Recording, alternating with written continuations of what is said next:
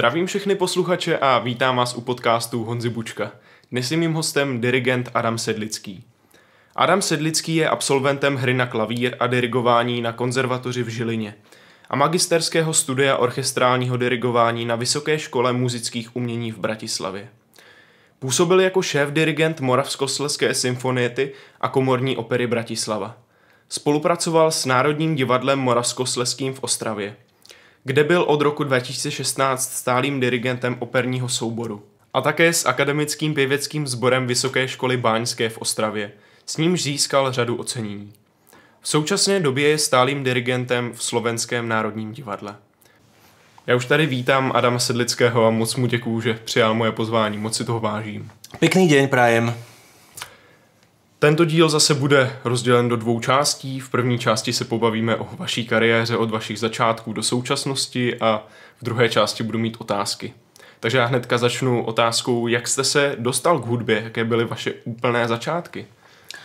No, úplné začiatky začínali v mojej rodine, keďže pochádzam z hudobníckej rodiny. Mamina je učiteľka na základnej umeleckej škole, kde vyučuje spev, teóriu, aj klavír, ale hlavne ten spev. No a môj otec je dirigentom. Skôr by som teda povedal, že zaradil by som ho do zborového dirigovania ako zbormajster. Učí taktiež na konzervatóriu v Žiline, na Akadémii umení v Banskej Bystrici, kde má taktiež výborné študentské zbory. No a popri tom má ešte taktiež vynikajúce iné zbory, ako napríklad Žilinský miešaný zbor, Cantica Collegium Musicum Martin a taktiež taký raritný zbor na Slovensku, čisto mužský zbor, a to je spevácky zbor slovenských učiteľov. Takže moje začiatky jednoznačne súviseli alebo odpichli sa od toho rodinného zázemia. No a postupne ja som začal chodiť na základnú umeleckú školu, na klavír. Pani učiteľka ma furt dávala na rôzne súťaže, súťažil som, niekedy som vyhral, niekedy som nevyhral. Potom som začal chodiť na konzervatórium v Žiline, taktiež na hru na klavír. A právě tu, když jste se hlásil na tu konzervatoř, v té době to vlastně byl jediný směr pro vás, ta konzervatoř? Bol to jediný, áno. Dokonca včera som sa s niekým bavil o tom a pýtal sa ma ten dotyčný, že či som chcel byť hneď dirigentom alebo hneď muzikantom. Ja som vravel, že možno dirigentom úplne hneď nie, ale vždy ma to ťahalo k tej hudbe. Ja som nemal nikdy žiadne sny na také akože, ja neviem, hasič, policajt, prezident a takéto sny, ktoré v podstate možno každé dieťa viac menej má v tom detskom veku.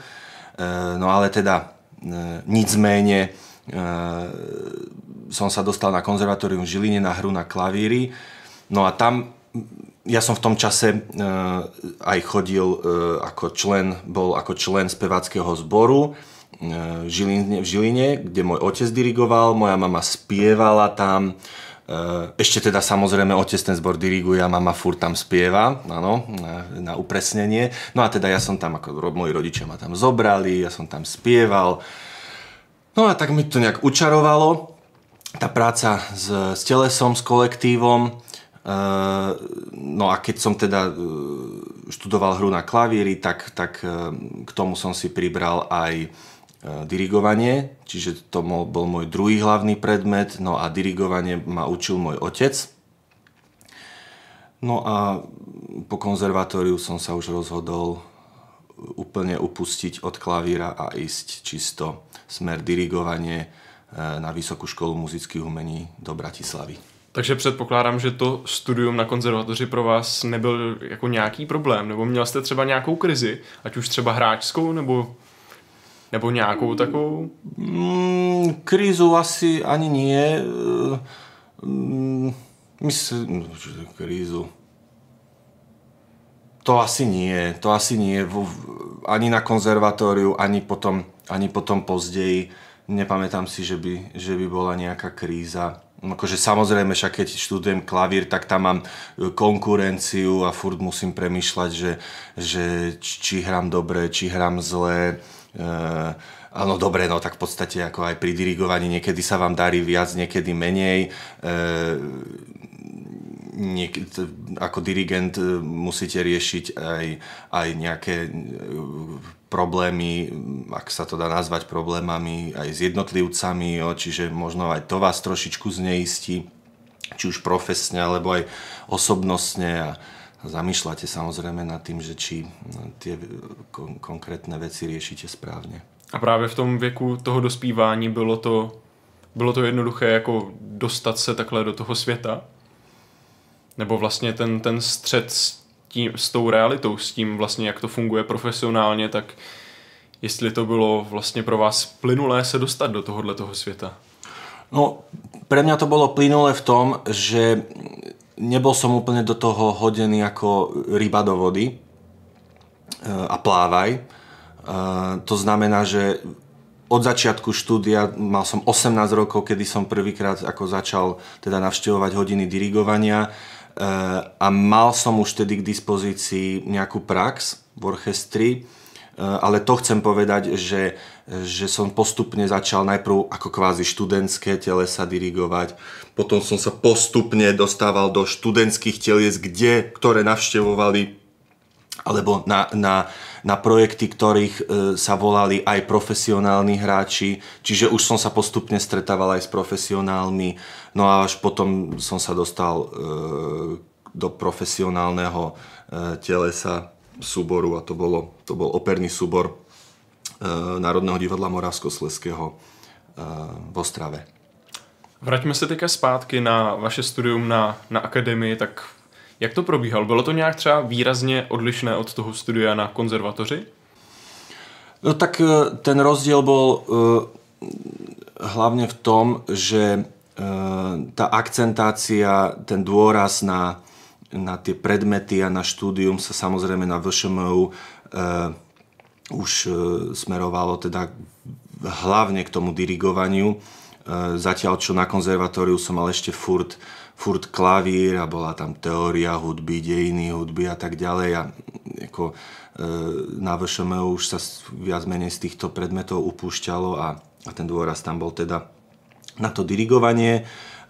Každopádne ako som vravel, že som praxoval na konzervatóriu so študentským telesom, to teda mimochodom to boli moji študenti vtedajší, čiže žiadna sranda to nebola, keď som musel kvázi v úvodzovkách okrikovať vlastných študentov, noste si tušky, značte si, nakoniec som sa na to vykašľal a nosil som tie tušky sám, kúpil som v obchode a priniesol som im a dal som im na pult, aby si značili. No a na VŠMU, tak tam sme mali tiež prax, ale zase je rozdiel, keď praxujem so študentami na konzervatóriu a so študentami na vysokej škole, tak samozrejme, tak to sa určite na mňa nikto neurazí, ale tak tá kvalita tých študentov na vysokej škole je určite vyššia ako na konzervatóriu, čo je úplne prirodzené a logické. No čiže nejaký akože zase extra rozdiel to nebol, proste takto plynulo, to prešlo na vysokú školu a tešilo ma, že som mohol naďalej praxovať, kým sa mi nevyskytli ďalšie dirigentské príležitosti. A jaké byly teda ty vaše první dirigentské příležitosti po akademii? Nebo jak to pokračovalo dál? No, keď som bol v prvom ročníku na VŠMU, tak mimochodom, neviem, či tu môžem spomenúť aj názov sociálnych sietí. Môžem? Tak na sociálnu sieť Facebook mi napísal jeden poviem tak chalan z Řepišť, to je vesnice pri Ostrave, že sa o mne dopočul a že či by som nechcel byť šéf-dirigentom Moravskoslezskej symfoniety. No tak ako to pre mňa bolo, že wow, paráda, idem do toho, jasné. Takže to som zobral a chodil som tam, ja neviem, to sme mávali koncerty raz za 2 mesiace, tak ja už si úplne na to nepamätám, či sme nejak cez víkendy skúšali, alebo intenzívne pred tými projektami. Tak som teda akože sa stal šéf-dirigentom tejto Moravskoslezskej symfoniety, čo bola aj je ešte stále v súčasnosti akási akadémia pre študentov v spolupráci s profesionálmi. Takže do tejto symfoniety som sa dostal, tam sme mali rôzne projekty, či už nejaké letné koncerty, open air koncerty, filmová hudba. Taktiež sme robili, ja neviem, Mozartovo rekviem, vianočné koncerty, rybovky a tak ďalej a tak ďalej. Potom som začal dirigovať Májovák, to bol veľký dýchový orchester v Karvinej. Tam som sa stretol s jedným mojim kolegom, dirigentom, Marekom Prášilom.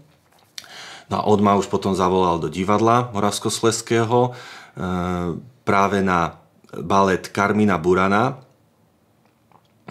Takže to bol môj prvý kontakt s tým divadlom. Potom tam bol vypísaný konkurs na korepetitora s pozíciou dirigenta. Na ten som sa prihlásil, tam som sa dostal. No a vedľa v podstate z operného súboru sa mi potom ozvali, že či by som nechcel dirigovať aj opery, na čo mi potom ponúkli úväzok a ja som to veľmi rád zobral a stal som sa s tým stálym dirigentom Národného divadla Moravskoslezského operného súboru. A co potom dál?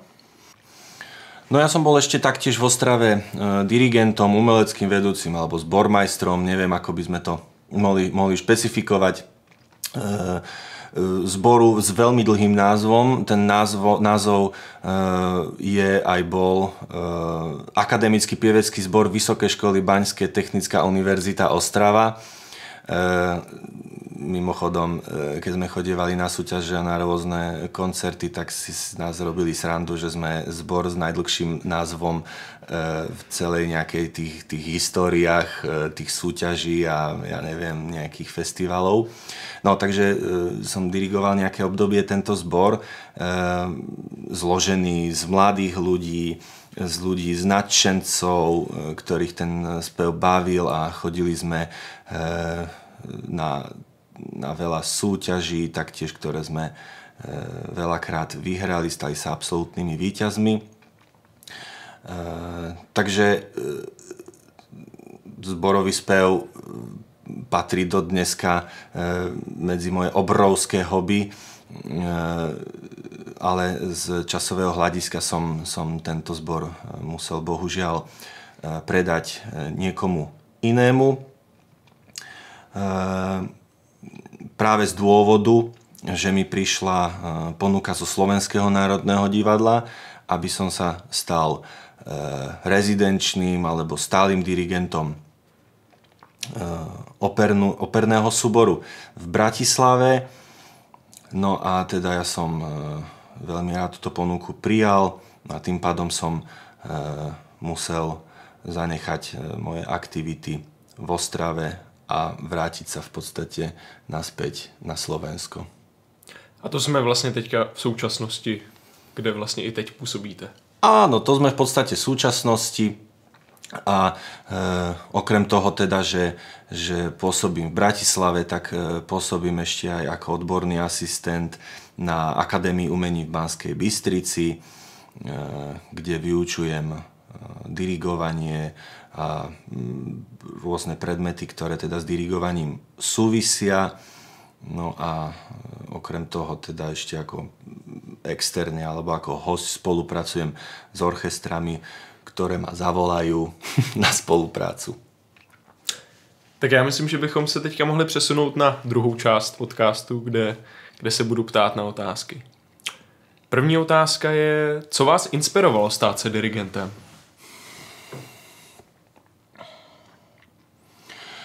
No tak to už, čo som na začiatku spomínal, že určite to rodinné zázemie, potom hodne takým inšpiratívnym bodom, momentom alebo vôbec personou bol jednoznačne môj otec, ktorého som furt videl ako dieťa sa doma pripravovať na skúšky, čo mal so zborom, a potom teda aj to, ako som začal navštevovať ako spevák spevácké zbory. No, takže myslím si, že to rodinné zázemie, tak by som asi povedal. Jak dirigování ovlivnilo váš pohled na hudbu? No tak toto je ťažká otázka. Určite to ovplyvnilo hodne, pretože ako dirigent sa pozerám trošku na tú hudbu z akejsi väčšej perspektívy. Taktiež idem hodne do detailov a taktiež každý orchester, každé teleso reaguje na mňa ako na dirigenta trošku ináč, čiže aj zo psychologického hľadiska je to celkom zaujímavý pohľad. Takže ovplyvnilo to, no. Už na začátku jste zmínil, že jste neměl vlastně sen dělat jinou práci, ale i tak se zeptám, jestli byste si dokázal představit, že byste dělal jinou práci, která by se netýkala hudby. Neviem si to predstaviť. Poviem úprimne, že neviem. S výberom povolania som veľmi spokojný. Mňa to neskutočne baví, neskutočne naplňa. Aj keď samozrejme sú momenty, kedy ten dirigent pochybuje o sebe, možno ho to nie... No, nechcem povedať, že nie vždycky naplňa, to nie, ale to, že môže to byť ovplyvnené práve tým, že o sebe pochybuje, že niečo nie je v poriadku, ale potom zase príde nejaký moment, ktorý ho nadchne, a tie momenty určite vyhrávajú nad tými negatívnymi. Jakým způsobem relaxujete? Je podle vás důležitá péče o duševní stránku? No veľmi rád by som chcel povedať, že chodím vonku sa poprechádzať, že chodím na wellness, že chodím po horách, že chodím do fitka. Bohužiaľ nemôžem to povedať, lebo keby som to povedal, tak by to bolo klamstvo. Relaxujem tak, že si lahnem, vyložím si nohy, rád pozerám telku, filmy, Netflix, samozrejme na internete, taktiež niekedy odbočím aj do rôznych rozhovorov, do rôznych podcastov, takže takto si hlavne udržiavam akési mentálne zdravie. Fyzično, počas dirigovania celkom sa zapotím, takže tam si trošku udržiavam aj to fyzické zdravie. Na to jsem se právě chtěl zeptat. Na to jsem chtěl navázat další otázkou. Jestli si myslíte, že je důležité dbát o tu fyzickou kondici? Narážate na niečo? Ne, práve že vôbec. Nie, robím si srandu. Tak samozrejme, že treba byť v nejakej kondícii, a ešte ten dirigent, keď tam, ja neviem, minimálne 2, 2,5, 3, niekedy možno aj 4 hodiny diriguje. Akurát to dirigovanie je založené hlavne na tých rukách teda, takže dirigent si tými skúsenosťami akože nejak možno vyformuje tie ruky, že potom to telo nie je zase nejak extra prekvapené po nejakom výkone, že sa zloží z toho a tak ďalej, ale určite je dôležité si aj to fyzično nejak uchovávať.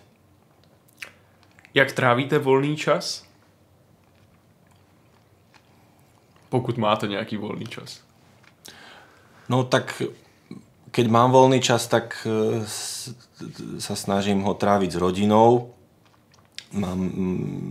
S partnerkou žijeme v Ostrave, máme 2-ročného synčeka, ktorý nám robí radosť. takže keď mám voľný čas, tak sa snažím byť s nimi. Samozrejme aj v tom voľnom čase si musím nájsť nejakú chvíľku alebo pár momentov, kedy zase sadnem do izby v tichu a začnem si pozerať ďalšie partitúry, ktoré ma v najbližšom období čakajú. Máte nějaký nezapomenutelný zážitek z koncertu?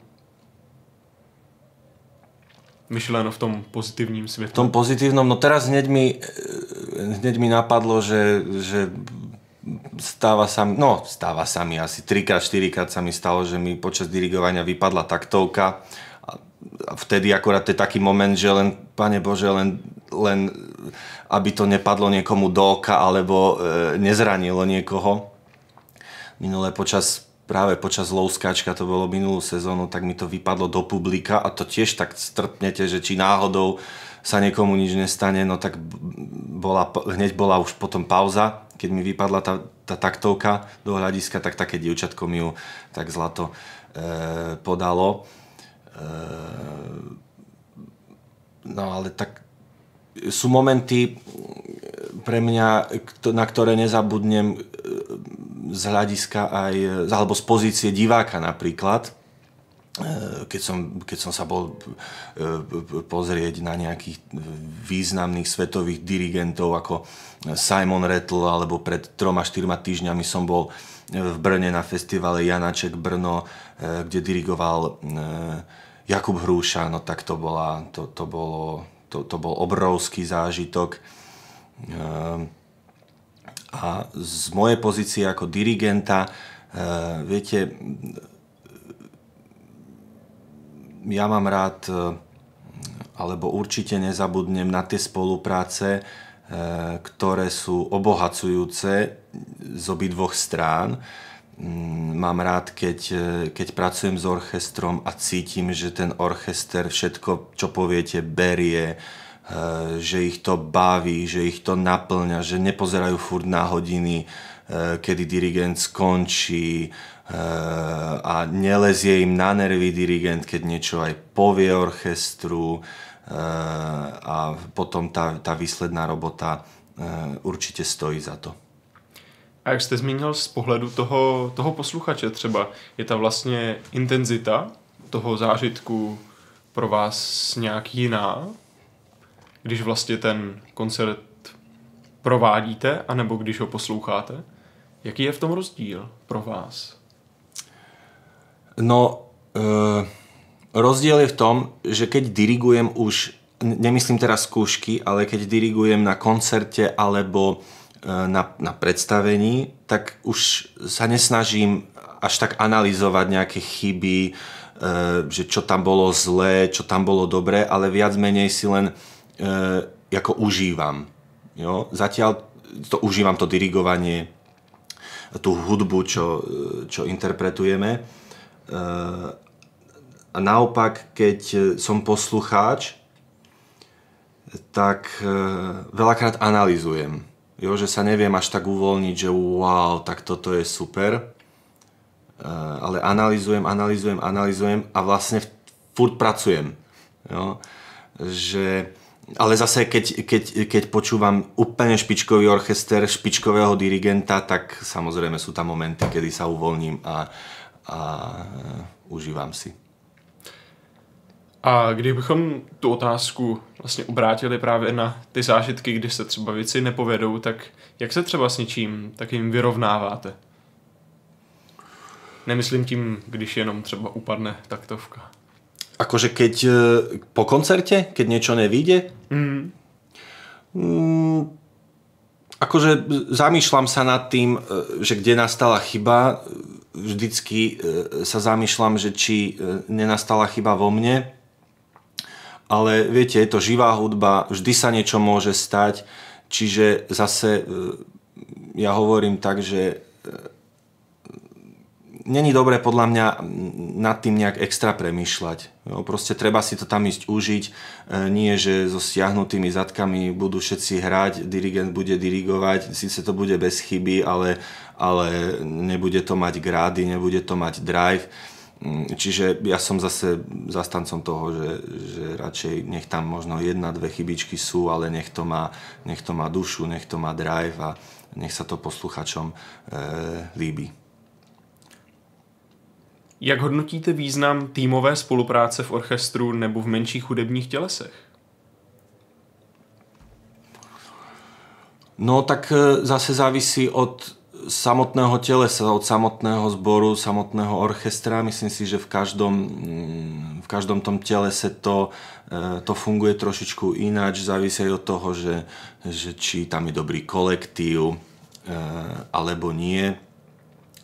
Samozrejme, keď je vynikajúci kolektív, tak tá robota ide samo a keď sa majú ľudia radi, tak to je potom pre dirigenta úplná pohoda. Zase naopak, keď to nefunguje až tak v tých telesách, tak potom ten dirigent sa môže aj rozkrájať a ten výsledok si myslím, že nebude úplne možno ideálny. A co myslíte, že je častější vlastně v tom profesionálním světě? No, ako zatiaľ som sa teda, musím si zaklopať, zatiaľ som sa stretával s tým, že to funguje, že ten kolektív je fajn, ale bohužiaľ mám skúsenosti aj, kedy to niekde malinko hapruje a potom tam nastávajú nejaké trenice. Měl jste někdy problémy s trémou, po případě jak se s ní vyrovnáváte? No, nenazval by som to, že mal som problémy, alebo mám problémy. Takto, nenazval by som to problémom. Trému mávam, ja si to priznám, vždy som mával a vždycky aj budem mávať, alebo ja aj dúfam, že vždycky budem mávať, že nikdy to nesklzne k takej rutine, že len si sa tam idem nejak postaviť, nejak to odmávam. Lebo tým, že mám trému, tak to si myslím, že to znamená, že mi na tom záleží, že mi záleží na tých ľuďoch, čo sedia predo mnou, alebo v operách, či už spievajú, v balete tancujú, ale taktiež mi záleží aj na publiku, ktorí si za lístok zaplatili a očakávajú, že si z predstavenia alebo z koncertu odnesú zážitok. Čiže ako bojujem? Zvykol som si. Myslíte si, že publikum ovlivňuje vaši koncentraci? Pokud ano, tak jak?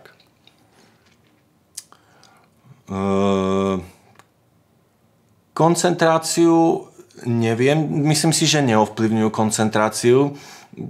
Myslím si, že sa dokážem ako koncentrovať celkom dobre počas výkonu, či už počas skúšky, alebo... Pardon, vy sa pýtate na publikum, no tak nie počas skúšky, samozrejme, tak počas koncertu.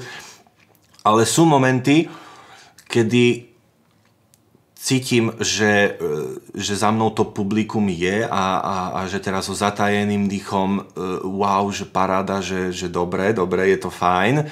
Takže toto niekedy cítim, ale že by ma nejak akože prinútilo nejak sa viac koncentrovať, to asi nie.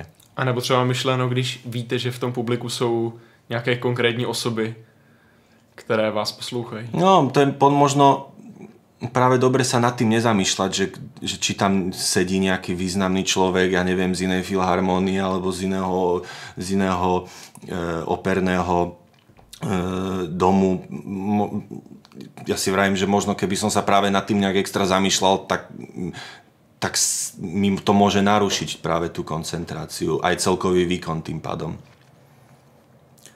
Měl jste nebo máte nějaký vzor? Mal som, aj mám. Však čo ste sa pýtali na ten voľný čas, tak dosť často pozerám rôzne videá na YouTube rôznych dirigentov, čiže samozrejme, že mám alebo vzorov, no, mojich obľúbených dirigentov, ako ja neviem, napríklad Simon Rattle alebo Gustavo Dudamel. Teraz obrovská hviezda vychádzajúca Klaus Mekele.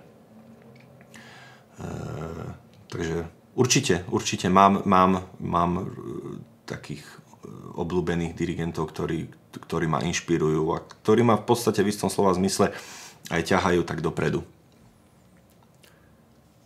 Myslíte si, že je výběr nástroje zásadní?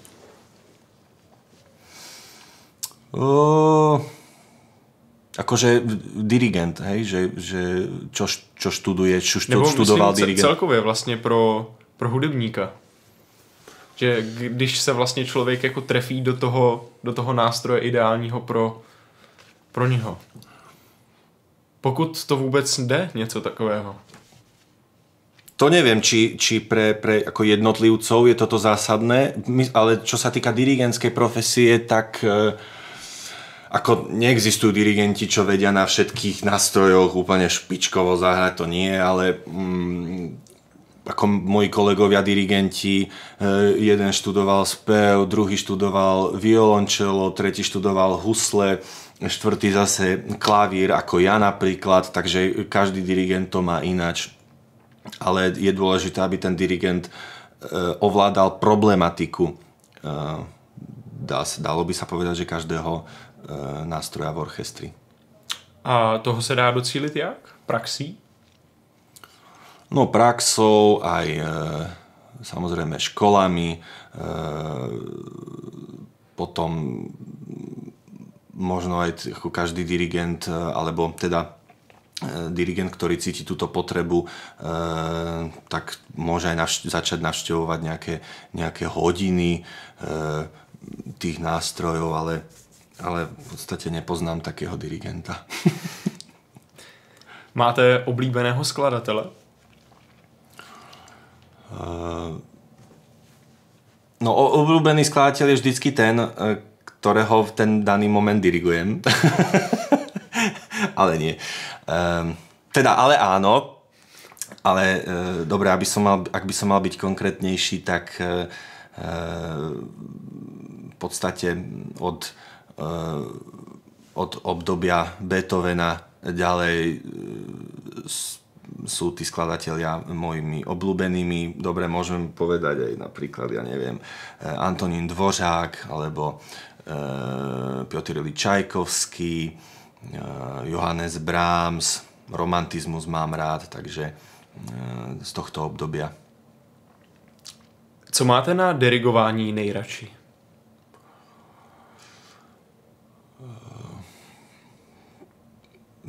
Ten pocit, že to teleso, ktoré stojí predo mnou, môžem nejakým spôsobom formovať, motivovať a že môžeme spolu ťahať za jeden provaz.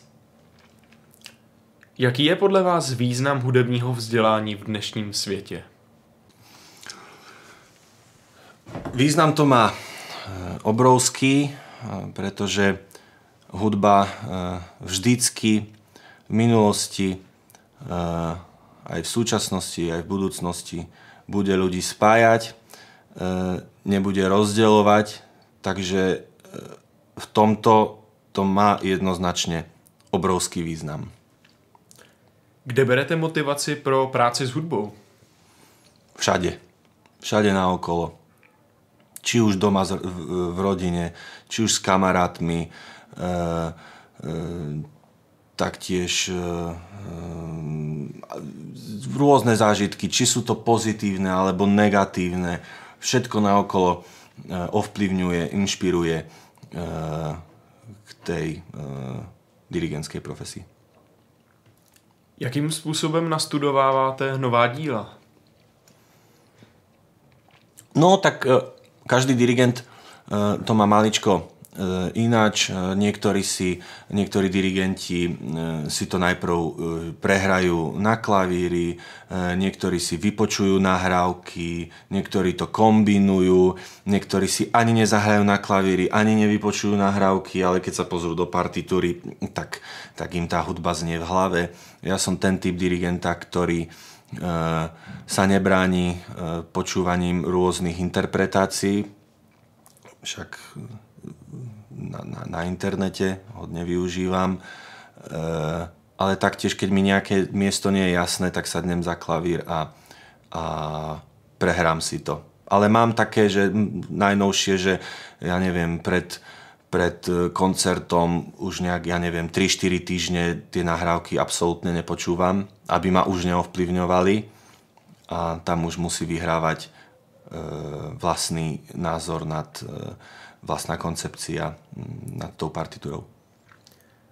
S kým pro vás nejzajímavějším jste měl tu možnost spolupracovat? Tak teraz mi hneď napadlo meno Dalibor Karvaj, s ktorým sme mali, myslím, už 3 koncerty. Myslím, že 2 boli so štátnym komorným orchestrom v Žiline a jeden koncert bol s Košickou filharmóniou a tá spolupráca podľa mňa, môjho názoru, bola naozaj vynikajúca. Neskutočný hudobník, aj ako človek, aj ako profesionál. Takže toto meno by som asi tak vypichol. Myslíte si, že je přínosné, když se hudebník věnuje více žánrů, například klasické i populární hudbě? Myslím si, že to asi neuškodí tomu dirigentovi. Však konec koncov ja ešte nedávno som dirigoval napríklad muzikál, čo je trošku rozdielný žáner od opery alebo od baletu. Taktiež operetu som dirigoval. Ja si myslím, že to určite tomu dirigentovi nezaškodí. Může se podle vás kdokoliv naučit dirigovat?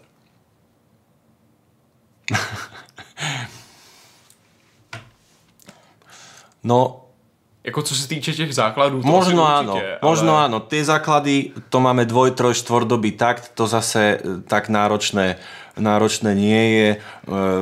Kto má možno trošku talent alebo cit na nejaký pohyb rukou, tak by to mal zvládnuť. Ale potom to ďalej, čo príde, je trošku náročnejšie.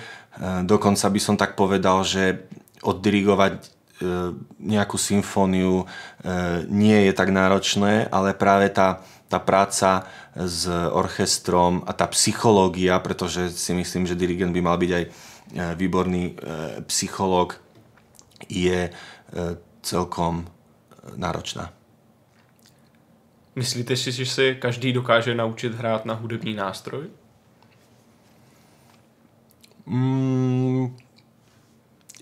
To je možno podobné ako s tým dirigovaním, že tie základy možno áno, ale keď už príde niečo náročnejšie, tak tam by sa uvidelo, že či to tí ľudia zvládnu. Ťažko povedať. Je podle vás možné v hudbě soutěžit? No tak neviem, čo si mám predstaviť pod touto otázkou, lebo... Jestli se dá v hudbě porovnávat, jestli je něco lepší nebo ne? No, že vraj Bartók sa vyjadril tak, že súťaže sú len pre kone. Myslím, že to bol Béla Bartók, ale nechcem teraz kecať. Takže ako dá sa, ale sú veci, ktoré sa dajú samozrejme hodnotiť, že není dodržaný rytmus, že tuto nejaké tóny sa nezahrali a tak ďalej, ale potom už tá úplná nadstavba, to už je ako keby sme boli v súťaži, tak to závisí od samotného porodcu, že čo jemu je príjemné, čo on tam vytkne, proste na subjektívnych pocitoch. To nie je to merateľné. Je něco, co vám na hudebním životě vadí? Možno tá samota, že keď som niekde preč, ako mimo rodiny, že po koncerte oddirigujem koncert a idem na hotel a som sám. Čiže možno tá samota je taká malinko nepríjemnejšia, ale možno aj na to sa dá zvyknúť. Takže tak. Co vás na hudbě nejvíc baví? Všetko. Všetko. Tá interpretácia toho diela, práca s telesom, takže ako všetko. Neviem vypichnúť nejakú konkrétnu vec. Co podle vás dělá interpretaci hudby výjimečnou? Tak určite to, ako ten interpret alebo ako dirigent to dané dielo uchopí, či sa zaoberá iba nejakým si základom alebo ide do detailov. Ja teda osobne mám rád, keď to má vypracované, keď sú tie diela vypracované do maximálnych detailov a potom ľudia v publiku to vedia patrične oceniť. Jaký je váš názor na improvizaci? Myslíte si, že je důležitou součástí hudebního vzdělání? No tak ja som študoval klavír, nikdy som sa nenaučil improvizovať. Ak mám na niečo talent, tak improvizácia to určite nie je. Ale je fakt, že som sa k tomu ani nevedel nejak nikdy dokopať, že by som sa aj o to snažil, ale doteraz absolútne neviem improvizovať. Čiže niekedy niekto povie, že Adam, sadni ku klavíru a zahraj niečo, tak však si študoval klavír, tak ja iba, že prekrútim oči, že určite nesadnem za klavír a nič nezahrám, lebo z toho repertoáru Chopinovského, čo som hlavne hrával na konzervatóriu, tak si už nič nepamätám. Takže či je dôležitá? No tak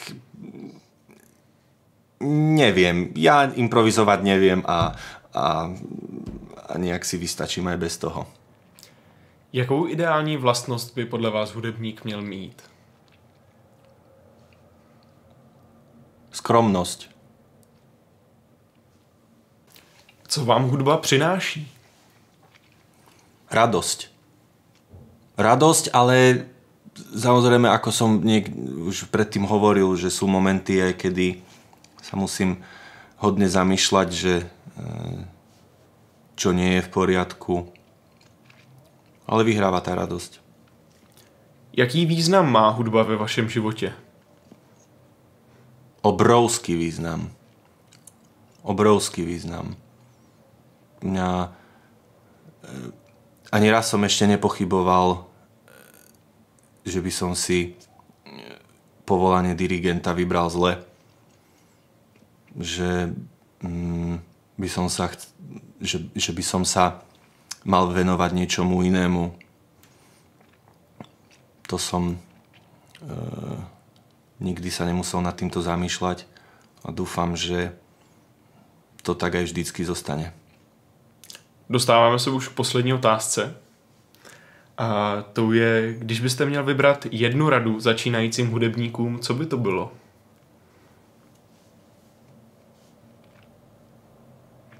Myšleno třeba všem lidem, co vstupují do hudebního světa. Že keď ich tá hudba prestane baviť, tak niečo nie je v poriadku. Všetko robiť preto, aby tá robota, práca ich neprestala zaujímať, neprestala baviť. Hostem dnešního dílu byl dirigent Adam Sedlický. Moc děkuju, že jste přijal moje pozvání. Moc si toho vážím. Ďakujem za pozvanie, všetko dobré. Já se s vámi loučím a budu se těšit u dalšího dílu.